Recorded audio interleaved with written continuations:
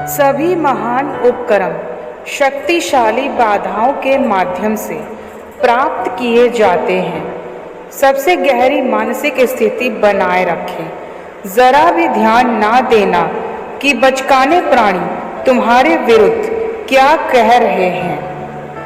केवल अभ्यास और अनासक्ति से ही हम मन को जीत सकते हैं।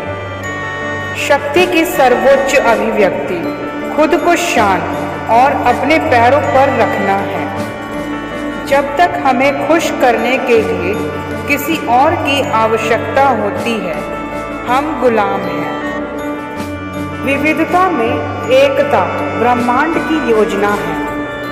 समानता के बिना दोस्ती नहीं हो सकती। विचार और कार्य में स्वतंत्रता ही जीवन, विकास और कल्याण की एकमात्र शर्त है। जहाँ यह मौजूद नहीं, वहाँ मनुष्य, जाति और राष्ट्र को नीचे जाना चाहिए। कायर ही पाप करते हैं, वीर पुरुष कभी नहीं, नहीं मन में भी नहीं।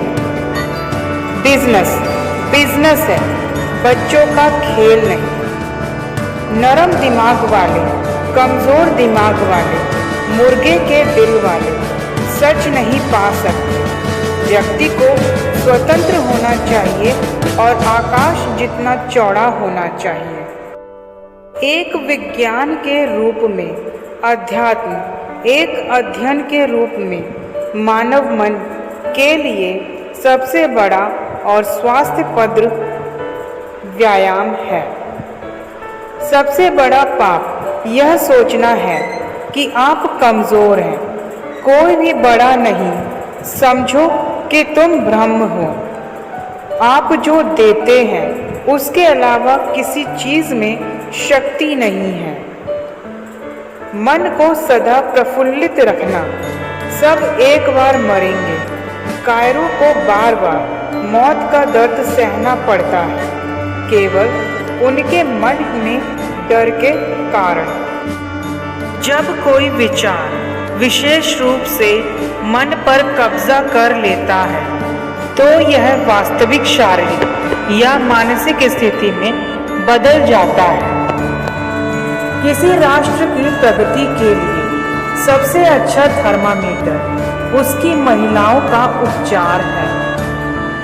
किसी से घृणा मत करो, क्योंकि वह घृणा जो तुम्हारे भीतर से निकलती है, वह आगे चलकर तुम्हारे पास लौट आएगी। यदि तुम प्रेम करते हो, तो वह प्रेम चक्र पूरा करते हुए तुम्हारे पास वापस आएगा। प्रकाश के ब्रह्मांड में बाहर आओ। ब्रह्मांड में सब कुछ तुम्हारा है। अपनी बाहों को फैलाओ और इसे प्यार से गले लगाओ। अनुभव ही हमारे पास एकमात्र शिक्षक है। हम जीवन भर बात कर सकते हैं और तर्क कर सकते हैं, लेकिन हम सत्य के एक शब्द को तब तक नहीं समझेंगे जब तक कि हम इसे स्वयं अनुभव ना करें। गीता और गंगा हिंदू धर्म का सार है, इसका सिद्धांत, और दूसरा इसका अभ्यास। अभ्यास से योग आता है, योग से ज्ञान आता है, ज्ञान से प्रेम, और प्रेम से आनंद आता है। कहो मैं सब कुछ कर सकता हूँ। सांप का जहर भले ही शक्तिहीन हो, अगर आप उसे दृढ़ता से नकार सकते हैं। ज्ञान के लाभों को व्यवहार में ही महसूस किया जा सकता है। पदार्थ बाहर की गति है, मन अंदर की गति है। ना तलाश करना और ना टालना, जो आता है ले लो। किसी चीज से प्रभावित होने की स्वतंत्रता है, केवल सहना नहीं, अनासक्त हो, मुक्त हो, किसी से कुछ नहीं की आशा। मुझे यकीन है कि अगर आप अपने जीवन पर पीछे मुड़कर देखें तो आप पाएंगे कि आप हमेशा दूसरों से मदद लेने की कोशिश कर रहे थे जो कभी नहीं आया। ज्योतिष और यह सभी रहस्यमय चीज़ें आम तौर पर एक कमज़ोर दिमाग के लक्षण हैं। इसलिए जैसे ही वह हमारे मन में प्रमुख हो रहे हैं, हमें एक वैद्य के पास जाना चाहिए, अच्छा भोजन करना और आराम करना चाहिए। दोस्तों या दुश्मन, वे सभी उसके हाथों में साधन हैं जो हमें अपने कर्मों को सुख या दर्द के माध्यम से पूरा करने में मदद करते हैं। ऐसे में माँ सबका भला करे। जहाँ आपको वासना और धन के प्रति आकर्षण काफ़ी कम हो, वह चाहे किसी भी पंथ का हो, जान ले कि उसकी आंतरिक आत्मा जाग रही है। निस्वार्थता अधिक भुगतान कर रही है। केवल लोगों में इसका अभ्यास करने का धैर्य नहीं है। ध्यान, आप जानते हैं, एक प्रक्रिया कल्पना द्वारा आता है। आप इन सभी प्रक्रियाओं से तत्वों के शुद्धिकरण से गुजरते हैं, एक को दूसरे को पिघलाते हुए, अगले उच्चतर में, उस मन में, उस आत्मा में और फिर आप आत्मा में। जब तक महिलाओं की स्थिति में सुधार नहीं होगा, तब तक दुनिया के कल्याण के बारे में सोचना असंभव है। एक पक्षी के लिए केवल एक पंख पर उड़ना असंभव है। पूर्ण नारीत्व का विचार पूर्ण स्वतंत्रता है। हर चीज का एक कारण होता है। हम ऐसी शिक्षा चाहते हैं जिससे चरित्र का निर्माण हो, मन की शक्ति बढ़े, बुद्धि का विस्तार हो और जिससे व्यक्ति अपने पैरों पर खड़ा हो सके। हम प्रकाश के पुत्र और ईश्वर के पुत्र हैं।